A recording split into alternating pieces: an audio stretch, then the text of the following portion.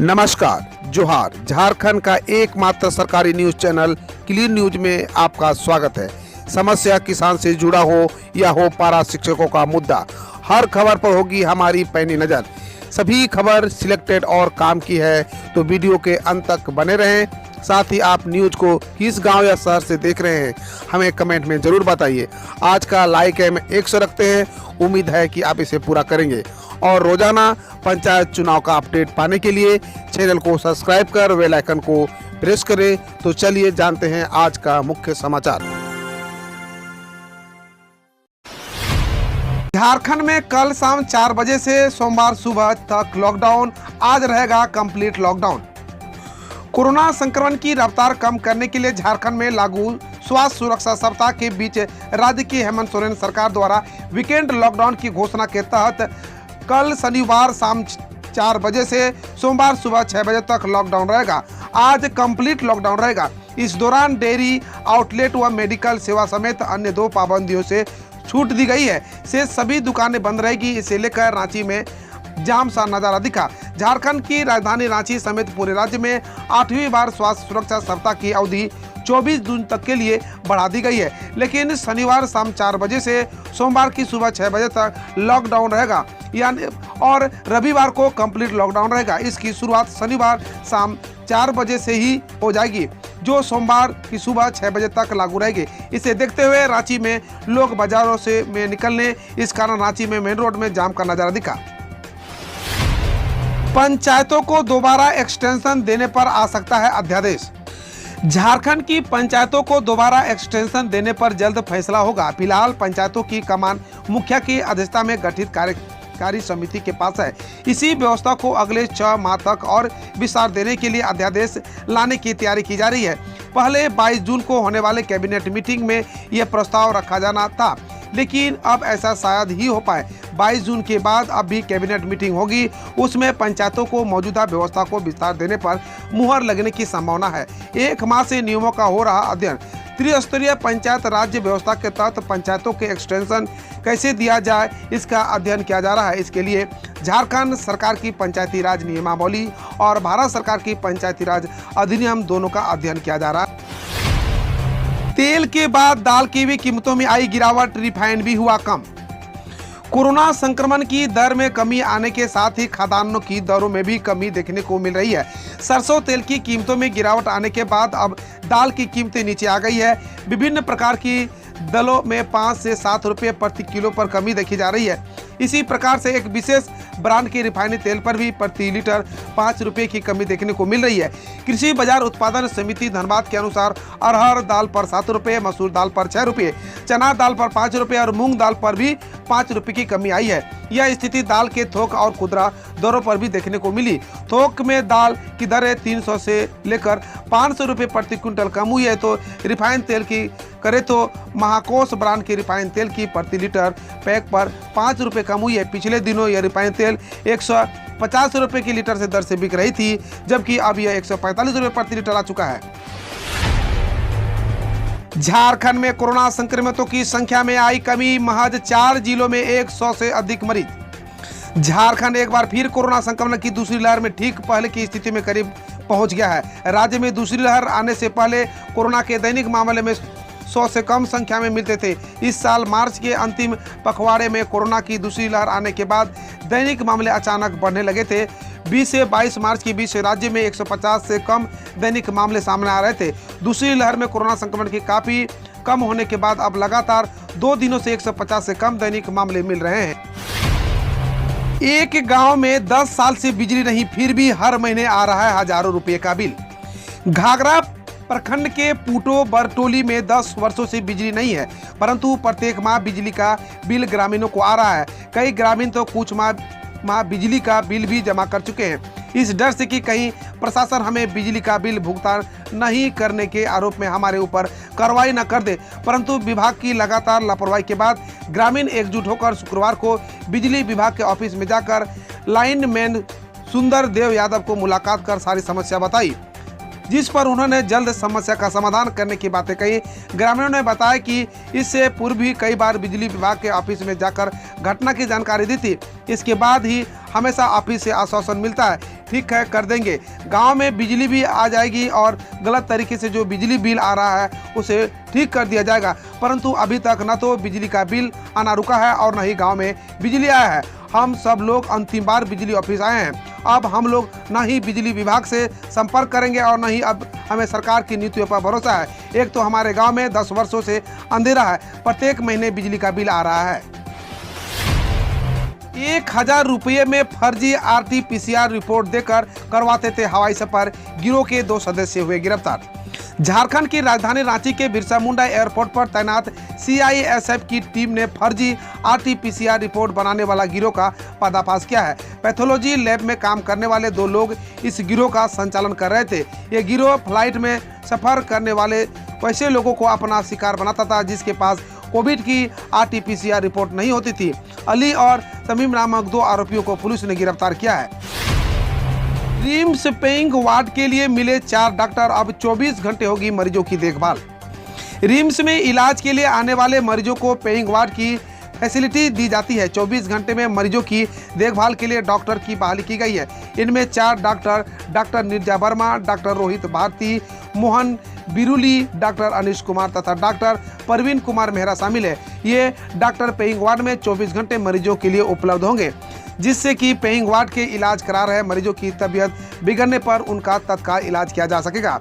बताते चले कि रिम्स में 100 बेड का पेइंग वार्ड बनाया गया है, जहां हर रूम में 5 स्टार फैसिलिटी दी गई है, जिससे कि मरीज इलाज के दौरान आराम फरमा सके। पंचायत सचिव परीक्षा का परिणाम जारी करने के लिए मुख्यमंत्री से गुहार। झारखंड में पंचायत सचिव प्रतियोगिता परीक्षा के अभ्यर्थियों ने ट्वीट पर मुख्यमंत्री हेमंत सोरेन से अंतिम मेगा सूची जारी करने की गुहार लगाई है। पंचायत सचिव अभ्यर्थियों ने ट्वीट पर झारखंड पंचायत सचिव अभ्यर्थी हैशटैग के जरिए मुख्यमंत्री को अपनी समस्याओं से अवगत कराया। पंचायत सचिव अभ्यर्थियों ने कहा कि परवीन ने बताया कि झारखंड कर्मचारी चयन आयोग ने 2017 में कुल 3088 पदों के लिए पंचायत सचिव तथा निम्न वर्गीय कलर का विज्ञापन निकाला गया था। इस बहाली के लिए सभी प्रक्रिया सितंबर 2019 में पूरी कर ली गई है, लेकिन 4 साल बाद भी आयोग ने अंतिम परिणाम जारी नहीं किया है। आयोग का कहना है कि पंचायत सचिव की बहाली सोनी कुमार केस से प्रभावित है। यह केस ट्रेंड ग्रेजुएट टीचर्स की बहाली से संबंधित है। ऐसे पंचायत सचिव की बहाली में किसी प्रकार का कोई कानूनी अड़चन नहीं है। ऐसे में राज्य सरकार को पंचायत सचिव का अंतिम परिणाम जारी करना चाहिए।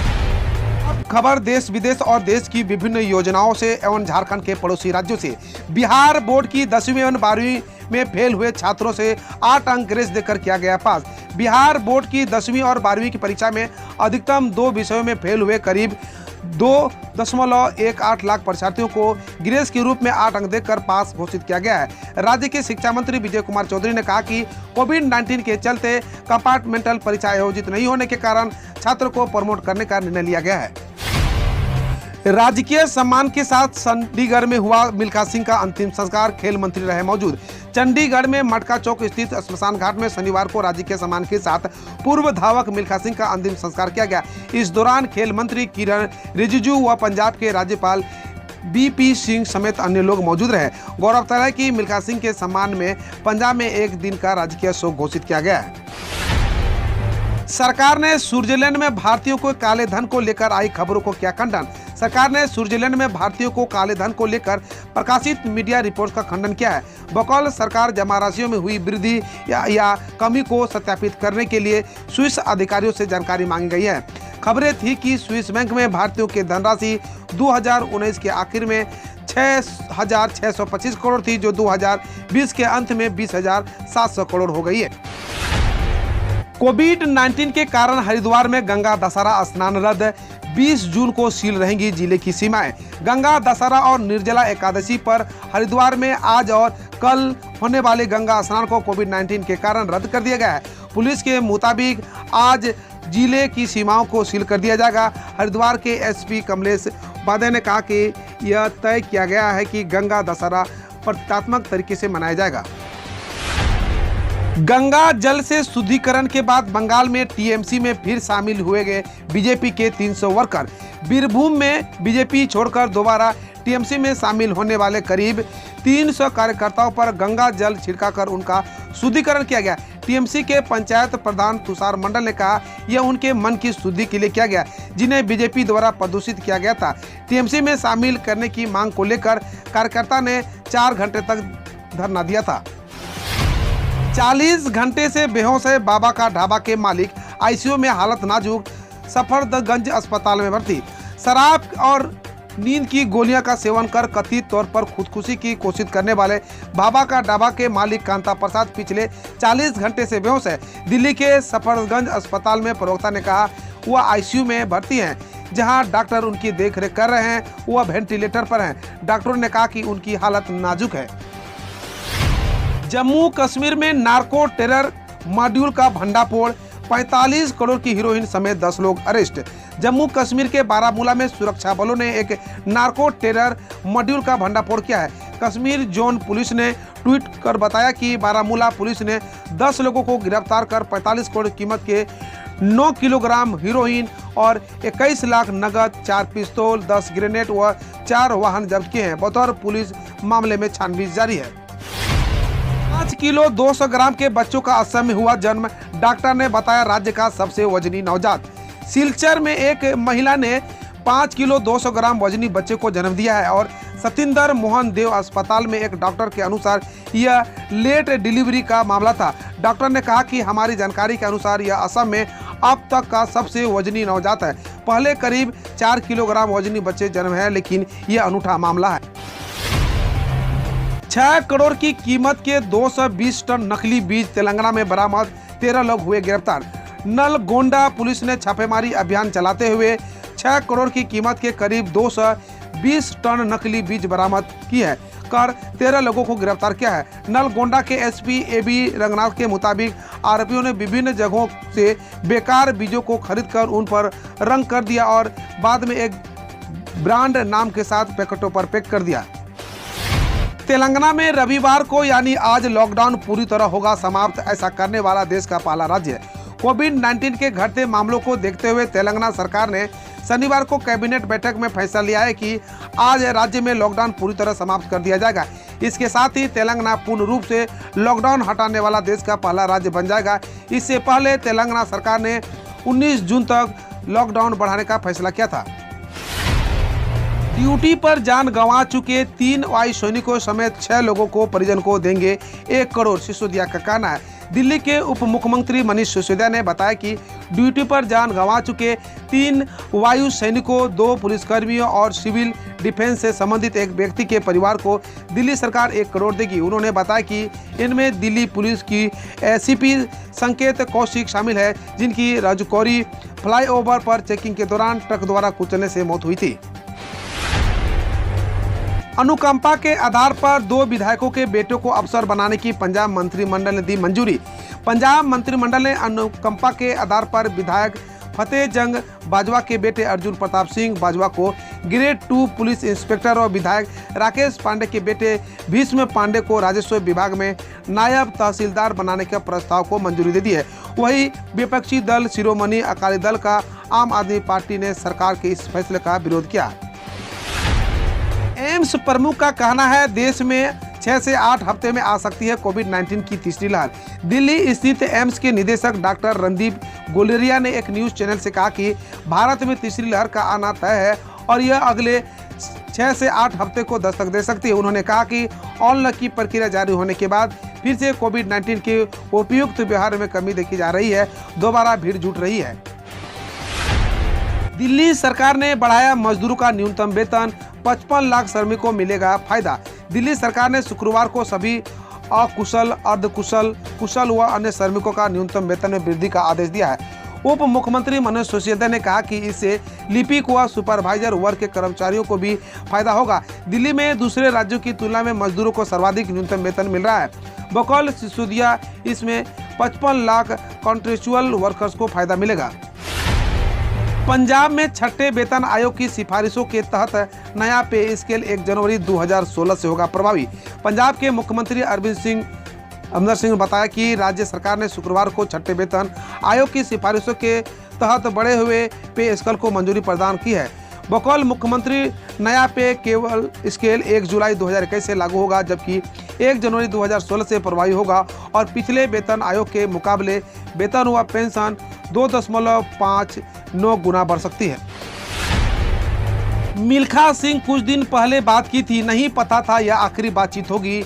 उनके निधन पर पीएम की दो टूक। प्रधानमंत्री नरेंद्र मोदी ने पूर्व धावक मिल्खा सिंह के निधन पर शोक जताते हुए ट्वीट किया है, मैंने श्री मिल्खा सिंह जी से कुछ ही दिन पहले बात की थी, नहीं पता था कि यह हमारी आखिरी बातचीत होगी। उन्होंने मिल्खा संग तस्वीर शेयर कर लिखा है, हमने एक महान खिलाड़ी खो दिया है जिनकी अनगिनत भारतीयों को दिलों में खास जगह थी। कोरोना वायरस हमारे बीच अब भी है, म्यूटेट होने की संभावना भी बनी हुई है। पीएम मोदी। प्रधानमंत्री नरेंद्र मोदी ने अनलॉक की प्रक्रिया जारी होने के बीच शुक्रवार को देशवासियों को चेतावनी देते हुए कहा, कोरोना वायरस हमारे बीच अब भी और उसके म्यूटेट होने की संभावना भी बनी हुई है। प्रधानमंत्री ने कहा कि हर इलाज और हर सावधानी के साथ साथ आने वाले चुनौतियों से निपटने के लिए हमें तैयारियों और ज़्यादा बढ़ाना होगा। हम रोज ऐसे ही न्यूज लाते रहेंगे, तो यदि आपने अभी तक क्लीन न्यूज को सब्सक्राइब नहीं किया है तो पहले फटाफट सब्सक्राइब कर लें, साथ ही बेल आइकन को दबा दें ताकि कोई अपडेट मिस ना हो।